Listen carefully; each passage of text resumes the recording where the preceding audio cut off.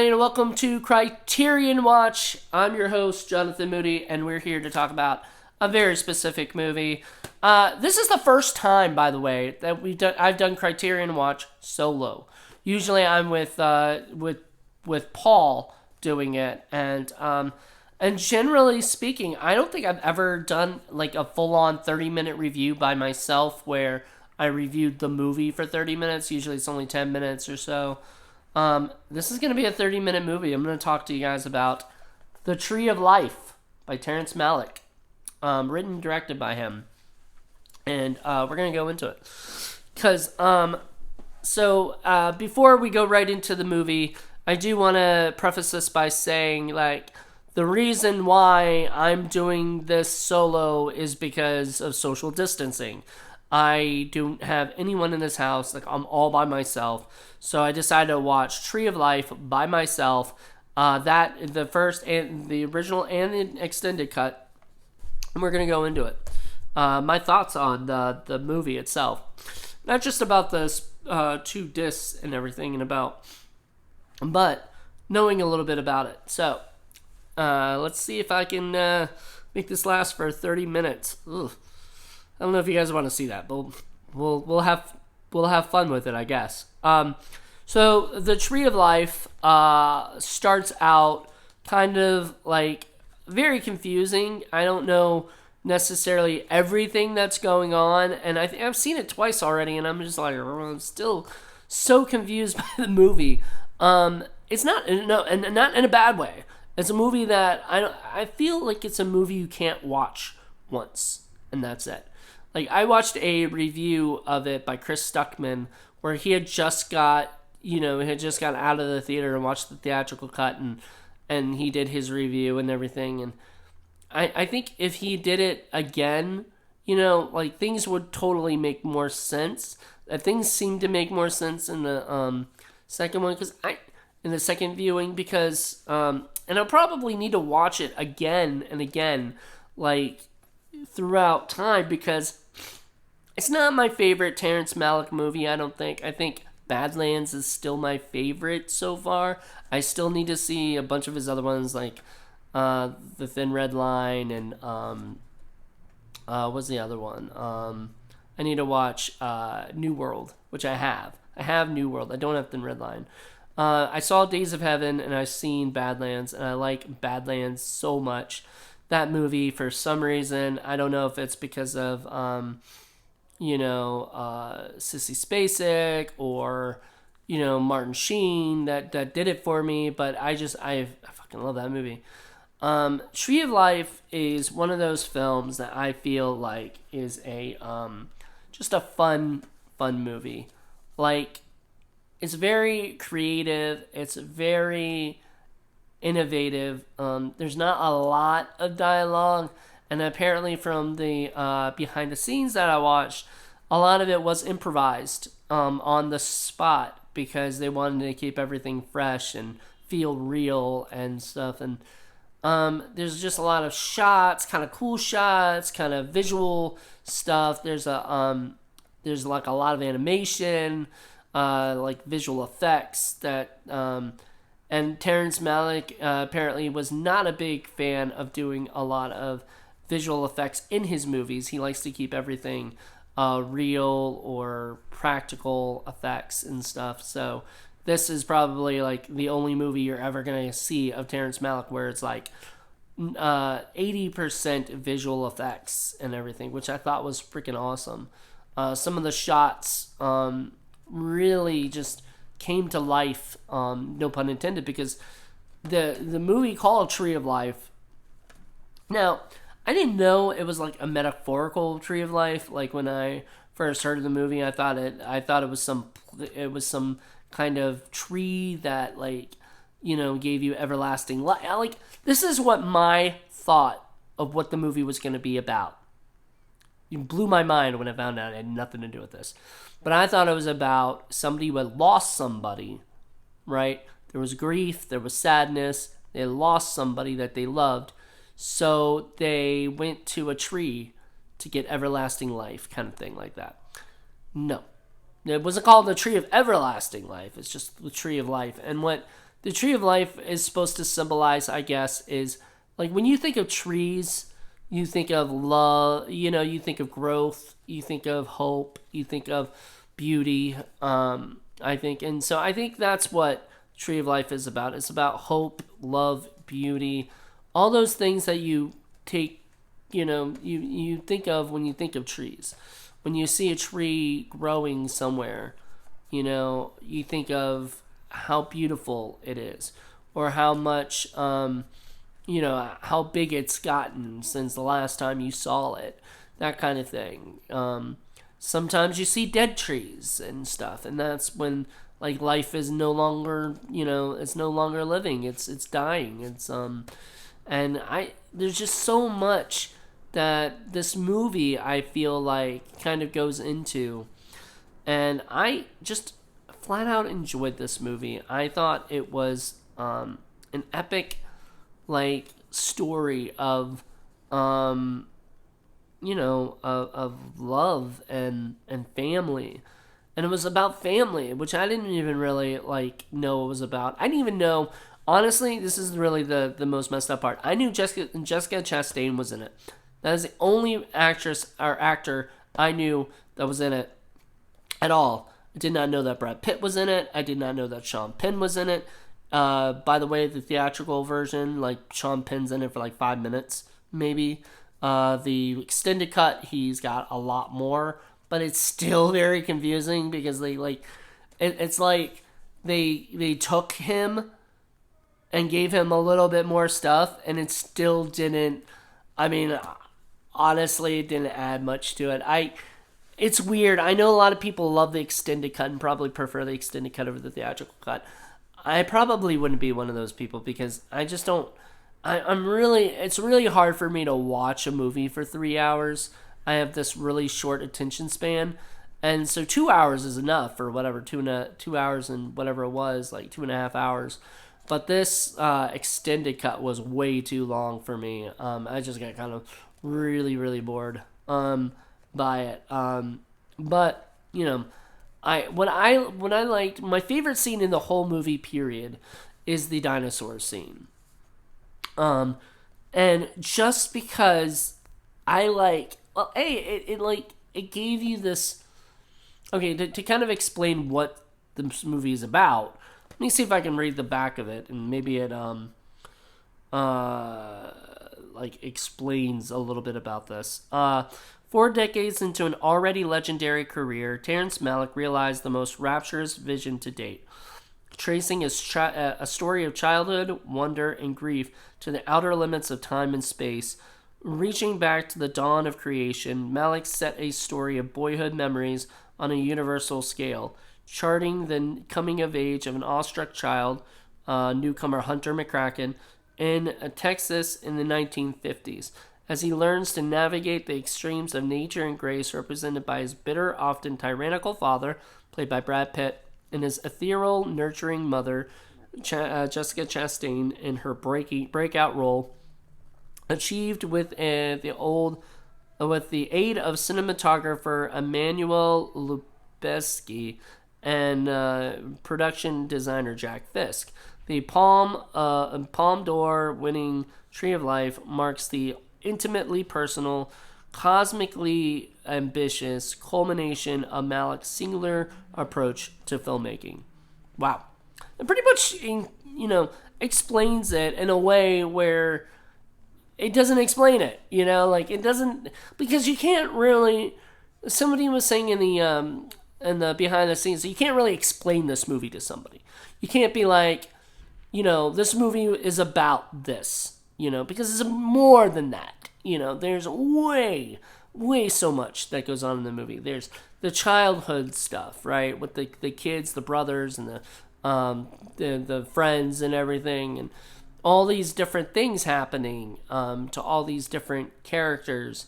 There's like a fire at one place, so this kid's got his burned off hair and everything. So throughout the rest of the movie, his hair's all burned off or whatever.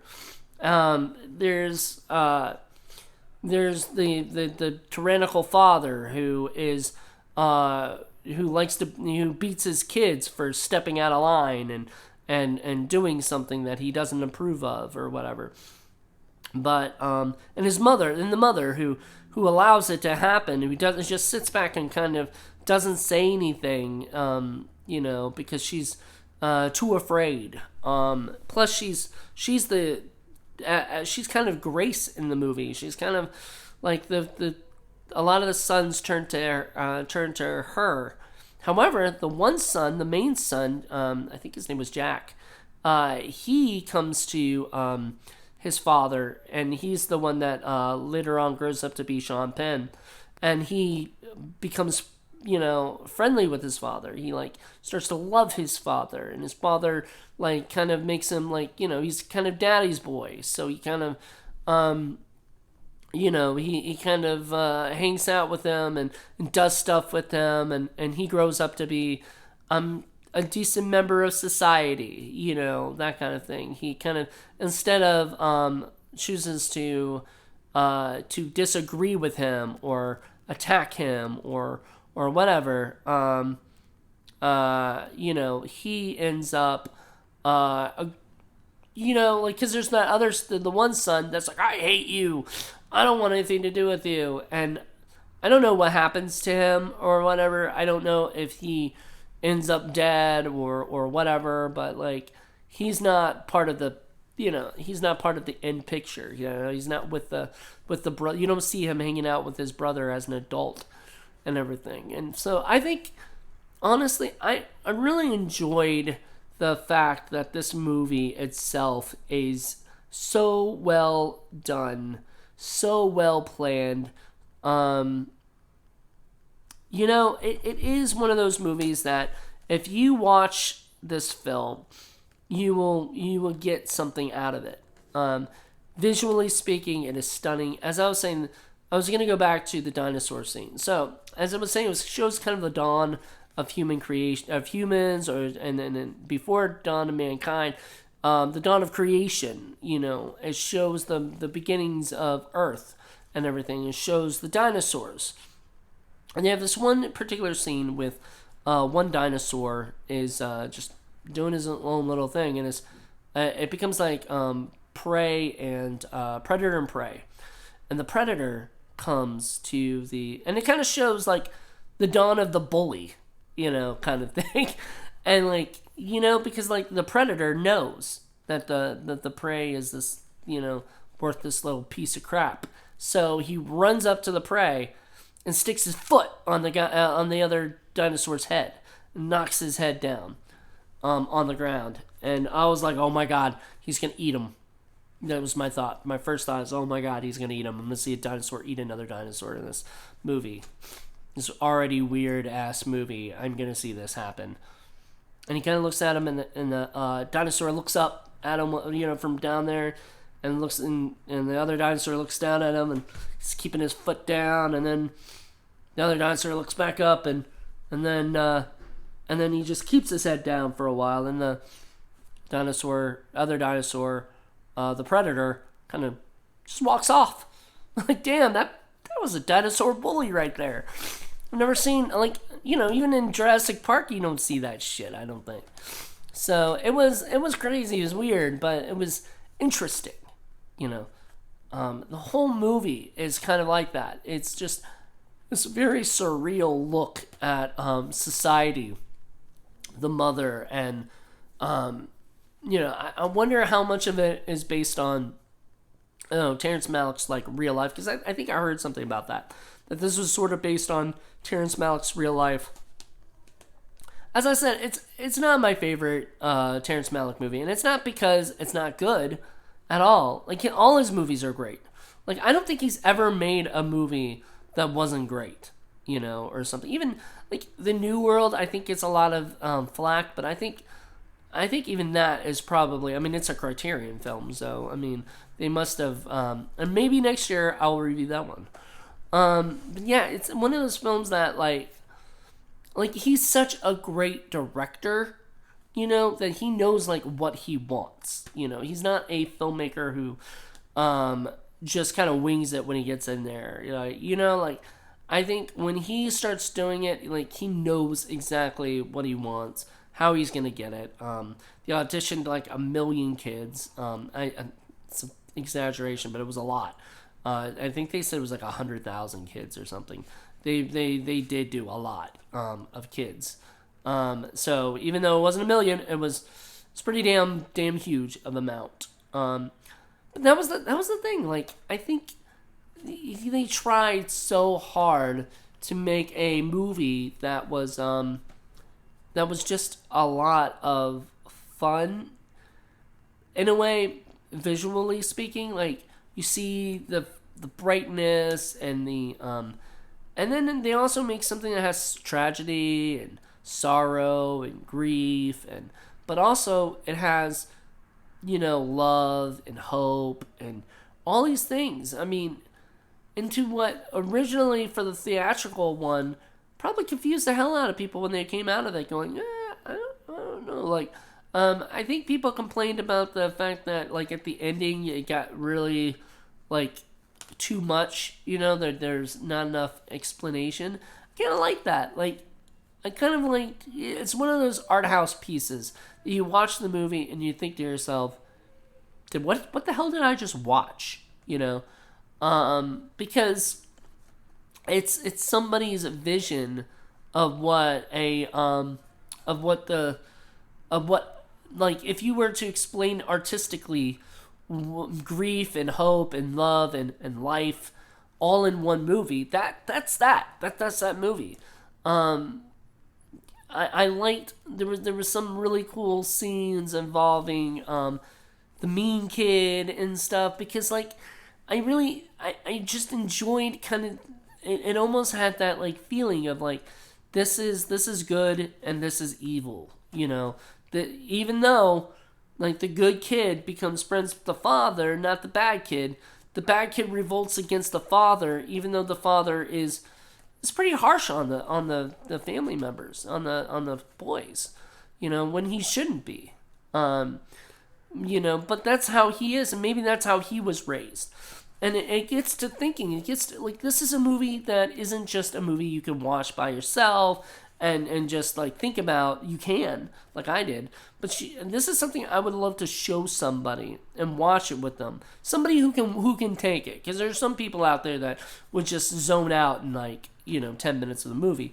But this movie, I think, they need people who can, like, really tolerate the film itself, as is. So I think I really, really, really enjoyed this movie. It was my first time watch, too. I'd never seen it.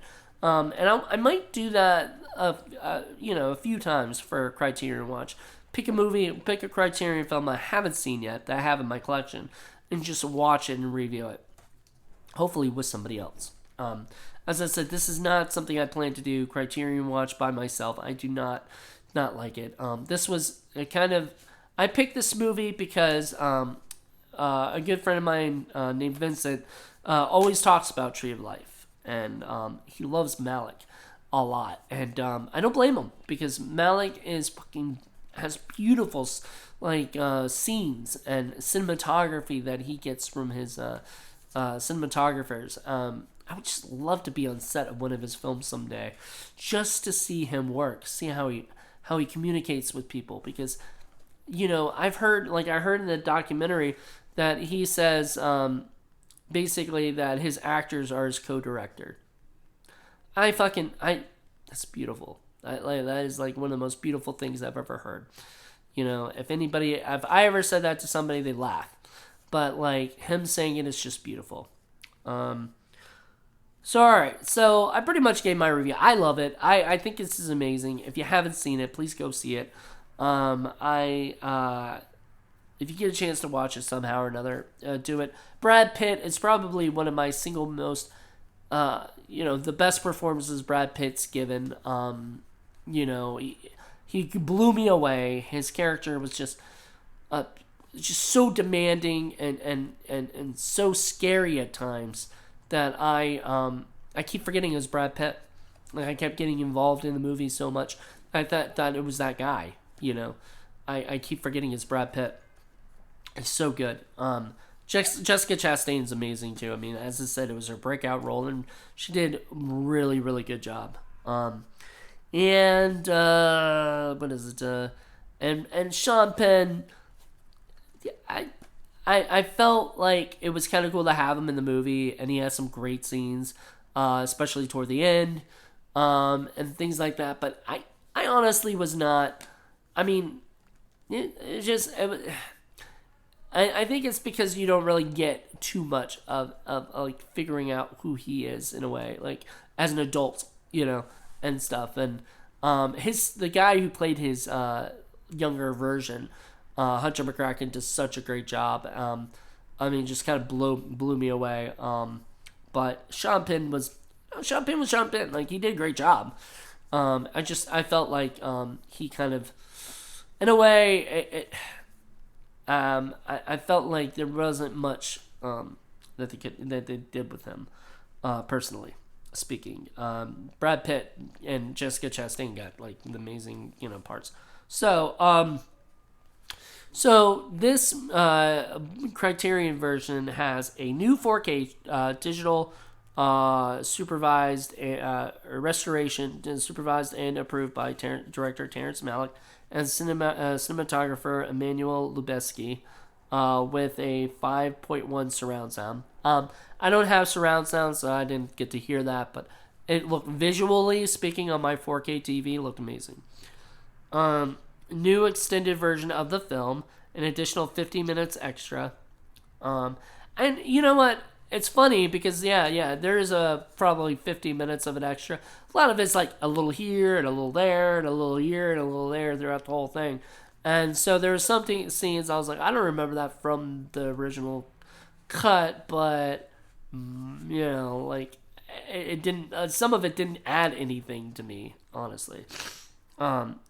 I know, like, my buddy Vincent's gonna be turning this shit off and stuff and be yelling at me later. But I felt like the extended cut was okay. I think the theatrical cut was definitely better. I don't know. I'd have to rewatch it at some point. Again, I mean, it is one of those movies I'm gonna watch more than once. It's not a movie I'm not, I'm just gonna sit around and like say, I'll never watch that movie again. No, this is definitely good in my collection. I loved it. So far, out of the 3 Terrence Malick movies that I've seen, Badlands is number 1, Tree of Life is number 2, Days of Heaven is number 3. So we'll see later on. I may change that. I may do a video at some point where I do my favorite. If I ever get a chance to watch all the Terrence Malick movies, or whatever, soon, I will probably do that. I'll do like my top 5 or 10 or whatever it is. Let's see. Exploring the Tree of Life, a 2011 documentary featuring collaborators and admirers of Malick's, including filmmaker David Fincher and Christopher Nolan. That was kind of cool, like having those guys in there, as well as everybody else talking about it. A lot of people discovered Terrence through not Days of Heaven. Some might have discovered him through Days of Heaven, but Badlands, and that's how I discovered him, is because, I had known of him. I just never watched any of his movies until I got some of the Criterion films. All right, let's see. New interviews with actor Jessica Chastain and senior visual effects supervisor Dan Glass. That was pretty cool. New video essay by critic Benjamin B. about the film's cinematography and style, featuring audio interviews with this Lubezki, production designer Jack Fisk, and other crew members. So that's kind of cool. And new interviews with critic Alex Ross about Malick's use of classical music, and a video essay from 2011 by critic Matt Zoller Seitz and editor Serena Bramble. There's a trailer, plus an essay by critic Kent Jones, and a 2011 piece on the film by critic Roger Ebert. So there you go. That's 2001. Wow, 2011 piece on the film by Roger Ebert. Huh. I'll have to check that out. I didn't see that. But yeah, all in all, it was it's a pretty damn good Blu-ray. As it says, you get let me open it up real quick so you guys can get a feeling for it. All right, so you get this. Whoop. Put that right there.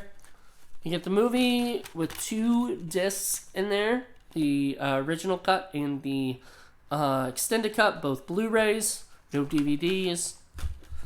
And you get this, which is on both sides with some of the artwork and stuff. Let's see. Some pictures of the kids and some essays and stuff. Is the essay thing... Is that from Roger Ebert? Yeah, okay. So this is the thing from Roger Ebert. It's basically Roger Ebert talking about the film. Like basically a little bit of his review, I guess, of it. I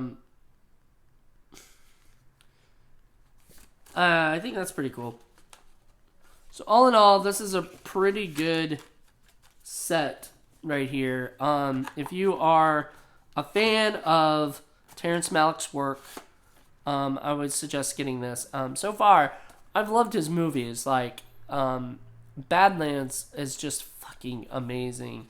Just the look of it, the style, the scenes. I mean, it's if it's not if I don't pick it for Criterion Watch someday, I may do it for Film Freaks, because it is definitely something that it's an amazing tribute to his work and everything, and this movie too. Like, this is just flat out, for a first time watch, I was so like immersed in the movie, and most of the time I was wondering like, what is going on, which is not a bad thing. Like, I think Quentin Tarantino said it once, where he said, the audience is allowed to be confused as long as they feel like they're in good hands, and I totally believe that with Malick. I believe that, like, if you watch a Terrence Malick movie, you watch Tree of Life, you watch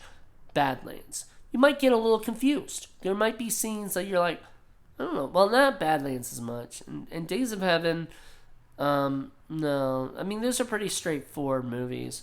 But, like, definitely this one is, like, you're going to be a little confused throughout it, I think. If you're not, good for you. Like, if you got it from the second you watched it, like, good for you. Rock on. Pound. But I did not.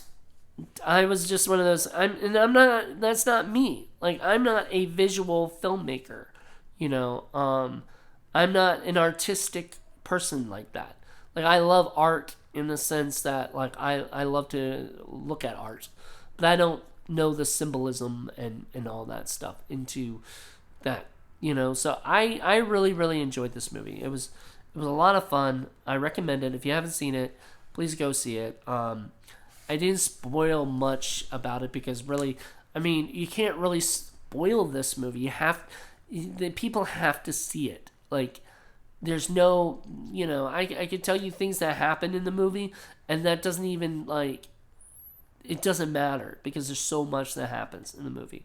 There's so many different scenes. There's so many different things going on. It's just the idea of being kind of in the world of like growing up, and it's coming of age film, and I love coming of age films. Like, don't get me wrong, like Stand By Me and Goonies and all those things were like, that was my shit back in the day. This is definitely a coming of age drama with a little bit of comedy and characters that I'm like interested in. I want to know what these kids are gonna do, like, necessarily. Kids are kids, and that's what this movie is about: growing up and doing what you gotta do. So I loved it.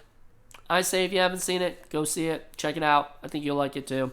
If you don't like it, sorry, I can't and I can understand that. Like, no, and I will say this.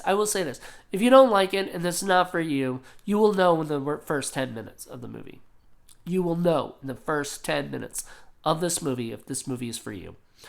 No doubt. If you start going, okay, I don't like this movie, please, by all means, turn it off. Because you're just not going to like the rest of the movie. It's all pretty much just as strange, but interesting and entertaining and full of these, interesting characters that are dealing with these things that are going on in this small town in years ago. I think I forgot what they don't say, and they actually said in the documentary that they didn't want to give like a time because they wanted people to feel like that could have been their childhood, or whatever, and they didn't want to give a time because then they go, oh yeah, that couldn't have happened to me because that wasn't that time, and I felt like that was awesome because even though it wasn't the 80s for sure, it kind of had that everyday feel of like this shit could have happened in the 80s, this shit could have happened in the 90s, aside from the type of like TV they watch or something, or if they watch TV, most of the time, I don't even think they did watch TV. They mainly just stayed in the house and played outside and did all the stuff that you don't really see kids do much anymore. They're usually on phones or on the computer or playing video games inside. To see the kids outside playing, doing all the things that they're not supposed to be doing. I mean, that was just a great feeling to me. So I really enjoyed this movie. Check it out if you like it, or if you want to. If you like Terrence Malick, I'd definitely check it out. If you've never heard of Terrence Malick, I would suggest Badlands first. It's a very straightforward movie. It's not very confusing and everything. Kind of work your way up to Tree of Life, honestly, because this movie is very surreal and very crazy. And there's the back of it. There's the cover. I mean, it's such a surreal, kind of weird, loving movie. I loved it. I enjoyed it. So please check it out if you want to, and if not, feel free not to. All right. Well, I hope you guys enjoyed this review, and I'll talk to you guys later. Bye.